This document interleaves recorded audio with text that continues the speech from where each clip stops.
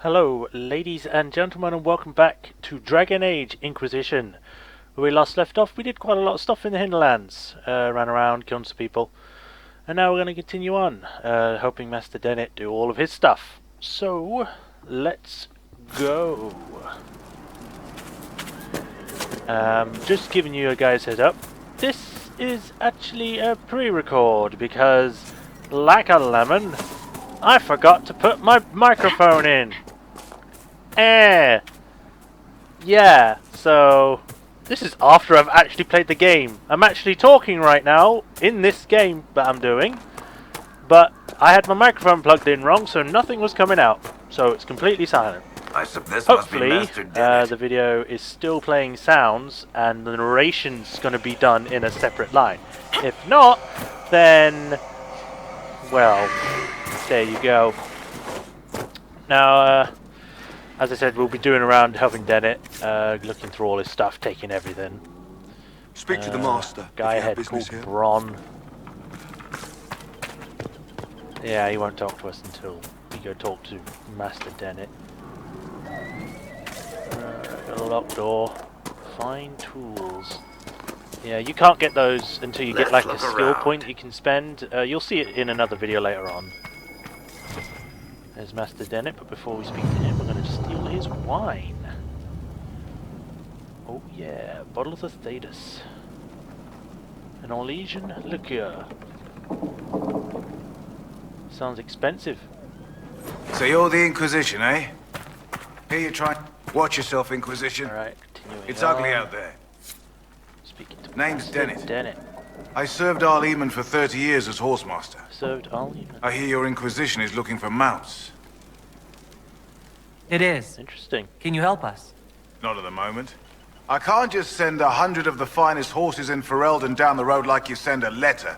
Every bandit between here and Haven would be on them like flies on crap. You'll have mounts once I know they won't end up as a cold winter's breakfast. If you have a problem with me personally, I'd like to know about it. What? I've got no quarrel with the Canary. No idea how you ride without your feet dragging on the ground. But that's between you and the mount. My wife Elena manages the farms and Bron's in charge of my guards. They'll tell you what they need. I have that problem. Until then, you deserve something better than whatever knock-kneed plough-neck they gave you. The chestnut over there is a purebred Ferelden forder. Take care of him, and he'll take care of you, Inquisition. We don't actually have a horse, Good so to see you, anything you give us Inquisition. will be an improvement. The refugees down at the crossroads could use your help. Right now, any food I give those luckless bastards might as well go to the rebel mages or bandits. Talk to my man Bron. He'll tell you what those folks need to protect themselves. Once that's done, I'll give as I can. I've no problem with charity, long as it's not wasted. What can you tell me about the wilderness around here? Talk to him. Got some old ruins in the forest, talk to Bron and ask long about before stuff any like king that. of Ferelden. The lakes are pretty, and when the weather's odd, you hear tell of spirits. Beyond that, my daughter Sienna set up a track just over there. Fool girl likes to race the horses. You said you were once Arl Amon's stable master? Master of the mounts. Fereldans don't appreciate horses like they do in Orlais, but they knew my name in Val Royeaux. My horses took sick less and carried a man longer than any of those fancy prancers they've got. You take care of my people, Why couldn't you and just I'll say make something sure like, your Inquisition is they didn't riding get right. sick as much, or something? Why'd you have to be so fancy about You it? said your wife Elena is in charge of the farms. Yes, a lot of families work our land. They work for us and we take care of them. Elena knows the farms better than I do, knows what they need. I imagine not being killed by anything would be a start, though. Farewell. Make her be with you. Interesting, interesting. Good to see you, Inquisition. Okay, now I'm just looking around the rest of his house, seeing if there's anything else left. There's a book. You can pause and read it if you want, because it's kind of a long one. I just give it a general overview as normal.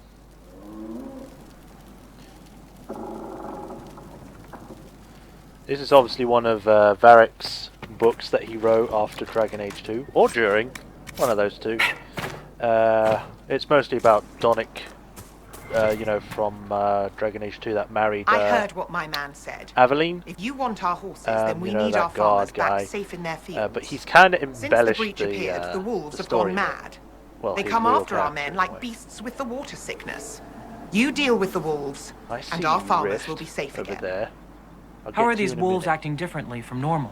Normal wolves go after livestock, but come at them with a torch and a blade and they run. These beasts, though, it's like darkspawn during the Blight, or when the dead rose to attack us. They're possessed, or something like it. I've lost too many men to the beasts. I won't endanger more. Farewell. Okay. Good day to you. Alright, so now we gotta get rid of some wolves that are apparently attacking their farms. First we're gonna loot her stuff, because she doesn't need it, it's just sitting there, ripe for the taking. And we can finally go see Bron, see what he's The got. Master doesn't want me handing those refugees weapons until they've got any hope of defending themselves. If you put up a few watchtowers, we'd all have more warning before the next attack. You said you had a way to help the refugees. I do. There are too many hills in these parts, good places for raiders and bandits to gather. I've got good spots on the map. You set up watchtowers there, I'll talk to the Master and get your people You weapons. want me to build up watchtowers? Farewell. Okay. Showed that we have some sort of community spirit going on, helping the people from the war, is help getting them safe. And over here is what's his name? Brennan. Fancy trying out one of my courses? Dennett, whatever. The farm's What kind daughter. of racing are you talking about? I set up a course over there with stakes in the ground. It's too narrow to race directly, so I time it with a sandglass. Course. You try to ride the course before I call time. Okay. I'll try one of your courses. Wonderful. Get your horse and I'll set up the stakes. Sure. You make time. I'll throw I in some of the can dress beat your money course. Father gave me. Consider it a donation to the Inquisition. Alright. So, yeah, you can do this 3 times to complete the quest. I don't think you get really anything out of it. But, yeah, so... And we finally got our mount. In the video I was actually debating what to call the horse, because it's a he, because they say it's a stallion. Stallions are male horses. If you didn't know that. But I was coming up with like different names, like Strider, Storm, Troddler. But I ended up deciding that I'll just stick with Strider for now, and then if anyone else on the comments come up with a better name, I'll use that. So, yeah, if you think of a better name for the horse, go ahead. It starts to get a bit choppy here, as usual. When I start playing, it starts, you know, jumping. But about near the end, and then from then Nicely on, done.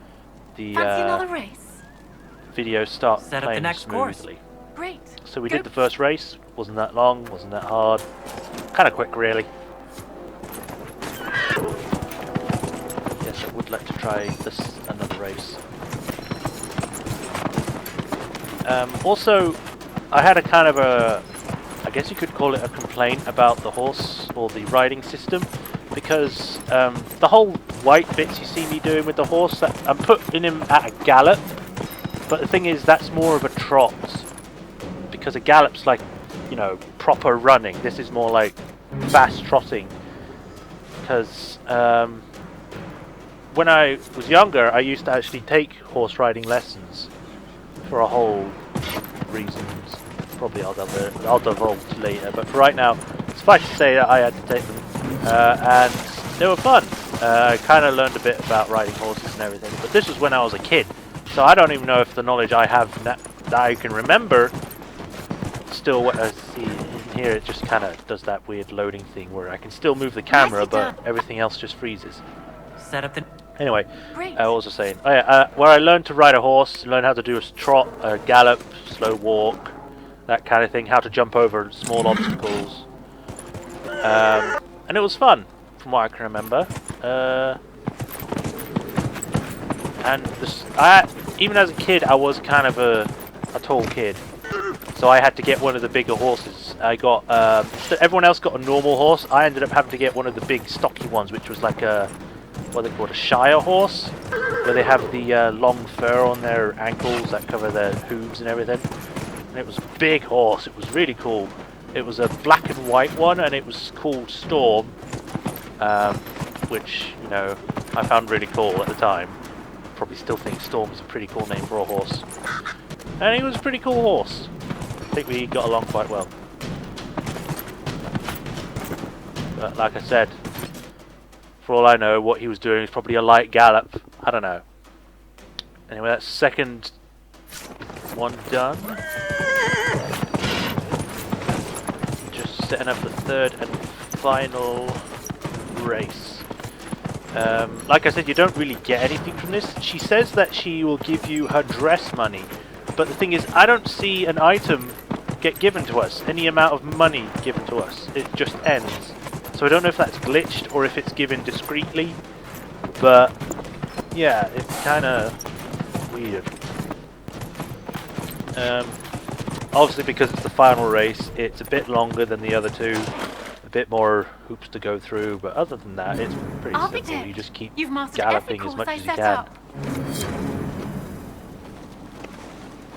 That was some riding. You know, it would have been nice to have some sort of combat mechanic on the back of the horse, but I know that would have been asking for a bit too much because, you know, they've put a lot of in the game already anyway. So, for what we have, it's fine. Oh, man. Even though I'm watching me play this, it's like, the graphics in this are just mind-blowing for me. I mean, there have been games in the past that have done similar things, like when Mass Effect first came out. I thought that was like, oh my god, this is revolutionary. And then Mass Effect 2 came out, and then Mass Effect 3 came out. I was like, oh my god! But this, using the Frostbite 3 engine, I have to say, they know how to do, like, environments. They really do. It's just so good. Obviously there are still problems like with the weird technical limitations they have, like you can't turn Bloom off, you can't turn the FOV or anything, stuff like that, but you know. And obviously this is where the video starts to get very, very choppy. Probably because of a lot of things happening on screen. We've got the Fade Rift that's kind of opened up because we're in close proximity to it. That's what that green line is that was next to us, because it's like the area of effect where the rift opens and where the enemies can get to you. As soon as you go out that line, the enemies go because they can't get to you anymore.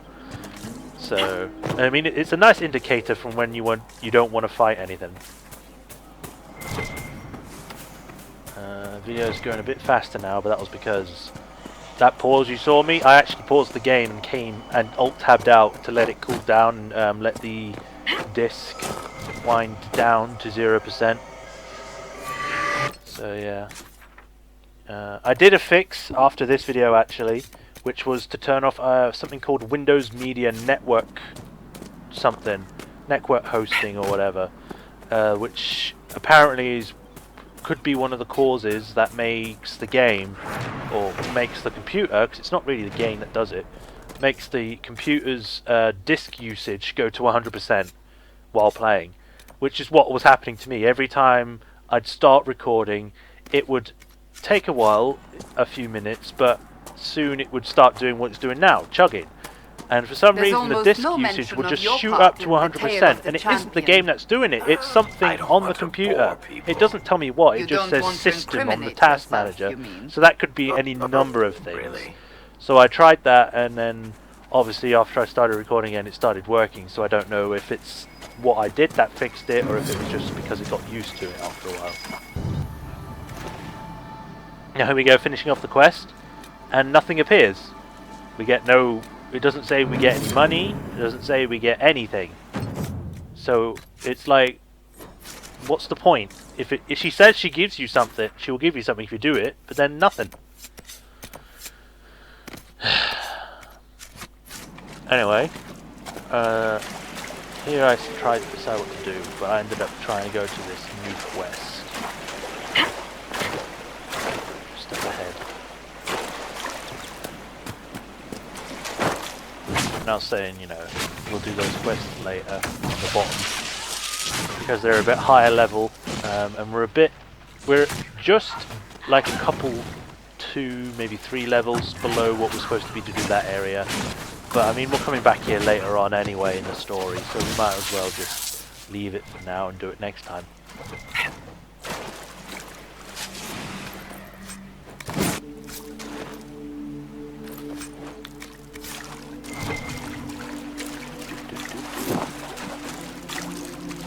I think I'm doing the cooldown method again, where I come out of the game and then come back in. Yeah, because now it's smooth again, isn't it? Not smoother than before. Heartfelt request. Lost prize with Gruffalo Druffy. Ran when demons attacked. Last seen down in the gully. Reward if found. Well, I decided to go and find this Gruffalo after doing the wolf quest and doing up those towers. So that would have been Imperium, as I always say with those, if you want to. Political power, blessed on trust, eh? That's it. Okay. And I'll also find a mosaic piece. These are kind of like collectibles. When you get them all, you get like a mural that depicts something. You can't really see it while you're at Haven, but when you get further in the game, you get to a point where you can actually look at them and someone will explain them when you finish them. Just up here, I get the next shard, and I check them out to find out where the Druffalo is, but I decided to head to where the first tower is, which is the closest, which is just up there. So these are the things that Brom wanted us to put up. So we just put a mark there, and then we just go.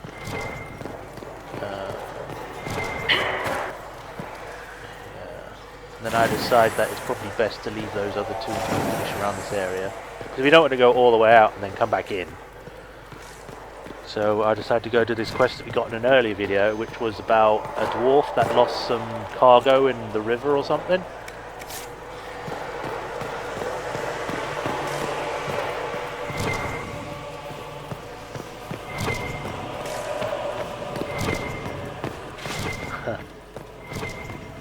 Good old barrack.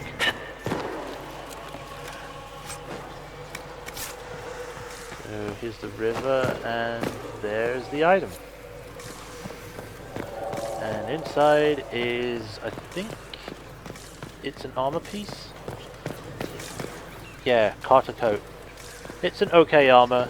The main problem I have with some of the unique gear you can get is that you can't customize it. You can't put, like, a stat boosting boots or gloves. You get stuck with the armor. And the thing is, sometimes the unique armor actually sucks. It doesn't give you any bonuses. It's just got a higher defense rating. And that just kind of blows sometimes, because it's like you went through all this trouble and did this side quest and you get this crap item. So, Smart Rolls ahead, I decided to just, take him out. I have to say, I'm really enjoying the fire tree. I mean, obviously, I like fire. I'm a guy. Fire explosion, woo! But I think the fire tree in this is really, really well done. It's kind of like what do you call it? A dot tree, where you just do continual damage and keep doing damage, and it just basically whittles them down to nothing.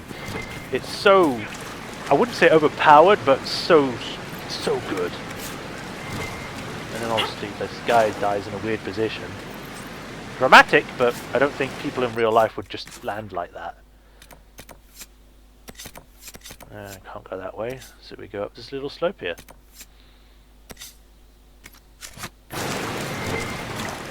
I like these little areas that are like hidden away that you can just find and go up.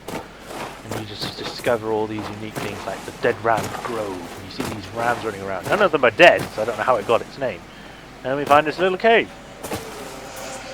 Energize. Got some green flames.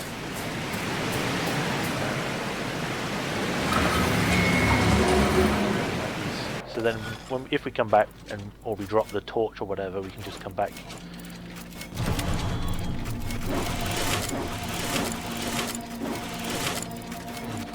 Oh, looks like some outlaws have been using this place as a base. Strange place to use as a base, though. You'd think they'd use some torches at least so they can see where they're going. Another thing I'd have to commend this game on is its lighting. It knows what is a dark area should be dark. Because when you're in some sort of enclosed space, there's no light. You can't see perfectly. I mean, your eyes may adjust over time, but it's not going to be so well lit that it's like you're practically outside. That's what other games have the problem with. It's like, oh, we don't want it too dark because then they can't see where they're going. But that's the point. If you want to make a realistic, or a game that looks realistic, you have to make it so then the lighting fits a realistic setting. At night, it's dark. If you go outside without a light on, you can't see where the hell you're going unless you're getting used to eating all these carrots. And I'm not saying that sometimes it's not annoying. I mean, there are times where it's like, I can't see where the hell I'm going, I'm just going to fall off a cliff. That can be annoying, but at the same time, it's a trade-off. You either get the immersion that you get from like dark areas that can like, what's around the corner, what's there? Or you can get ones where it's just like, I just want to find the loot and get out. It's personal taste, really. We found another mosaic piece. So that's 2 pieces in 1 cave. Kind of makes you think if this was like some sort of special place, but it kind of just ends in a dead end. You would expect there would be something else here, but all there is a room and that mosaic piece. You'd think there'd be like another room that has like a secret library or a secret, like a hidden treasure trove, like there was in Origins, where you in that elven temple in Brazilian forest, where it had those secret rooms that you couldn't really see until you walked right up to the wall and you saw the activate prompt, and then the wall would slide open and you'd find like this secret treasure, and you'll be like, whoa, this is so cool. Since then they haven't done that. Dragon Age 2 didn't have it, this doesn't have it. It's kind of a shame, but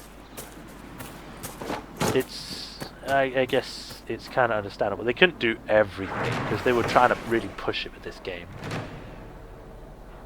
Yeah. So I decided to just get these 2 things. Elf Root, Blood Lotus.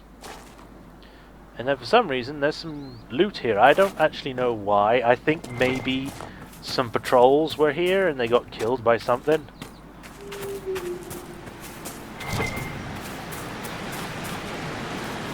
And then I'm like, oh, I went right past the Austrarium, I better head back.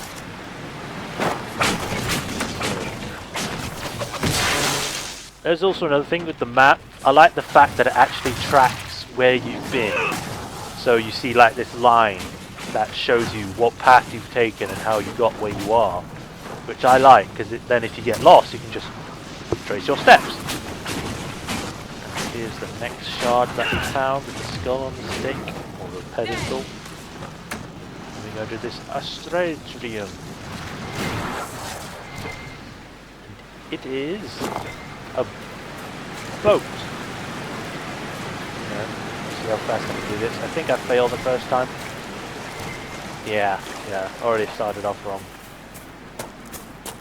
Because the thing is with this, you have to try and make it so that if you have to go back to finish the design, you do it in a way so then you can actually give yourself space to go back.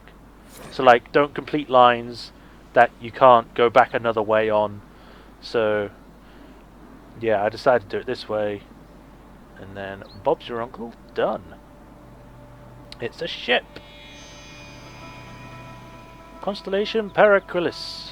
Referred to as Voyager in common parlance, the constellation Periculus is commonly depicted as a ship. No ordinary ship, but rather the primitive vessels sailed by ancient peoples such as Neuromonians or whatever. The translation from ancient to Veen is usually across the sea, and lends credence to the idea that the Numorians came across Thetis from somewhere else. Although most reputed scholars dispute this, especially considering those ancient people would likely have named these stars long before they undertook such a voyage. Huh. It's weird that we'd never heard of these minions or whatever before, but maybe they're shy. Or maybe they're not really that important. They're kind of like what the cavemen are to us. They're like ancient people. We don't really know much about them or don't really care. Because they had sticks. They ate things. That was practically it. I'm probably going to get yelled at by some history people later on. Where it's like, oh, well, actually the cavemen did this, and then they learned this, and then they learned how to shave or something. In which case, that's good. But, again, don't care. And I was just admiring the waterfall there. And then I was kind of perplexed by this cave, because I don't remember seeing it before. And I was like, oh, I don't know this place. And I was like, oh, wait, no, there's a treasure burial mound there. So maybe I have been here, I just don't remember. Because whenever you see those areas, that usually means there's something buried there, because nothing else uses that texture. So obviously something's there. So, oh, a landmark, eh? What's this one? A statue of Maharaf grieving after the death of his wife, the prophet Andraste, whom he betrayed out of jealousy. Interesting. And then I was just admiring his sword. Hey, buddy, can I have your sword? It looks pretty cool. You're not really using it. Please? Fine. Hey, probably can't even use it anyway. It's probably just a decorative sword. It'd probably break in one swing. Oh, and there's a bear. Well, let's fight it. You know, bears are actually kind of strong when you first start out. I was like, oh crap, we're not going to beat this, because I've tried doing it with a warrior and I've tried doing it with a rogue, dual wielding. Even though I chose the bow, I decided to go shoot dual wielding, and it can just wipe your party out if you're not careful. But here, playing as a mage with fire spells, I take it down really easily, and I'm like, what? I was scared of this thing. I mean, as I said, the fire tree is just so damn strong. I hope they don't nerf it, because damn, that's what it's supposed to do. And there's the last shard I think we discovered with the, what are they called, the skull stones.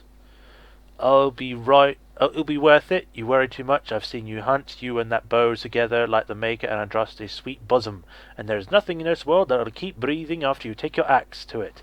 And of bear claws, I don't want to be coming back with some cub slashes and a sad dog grin on your face. We'll make something that both make us rich. Think of the girls in Redcliffe. Hang on your arm, Bear Grit. It's a strong arm, my friend. Strong enough to kill 3 bears and bring those claws back. You take care of that, and that arm will have a nice lady to wrap around at night, except yourself. This time. Good luck. Don't come back without the claws. Jasker. I don't know who these people are. Who's Bergrit? Who's Jasker?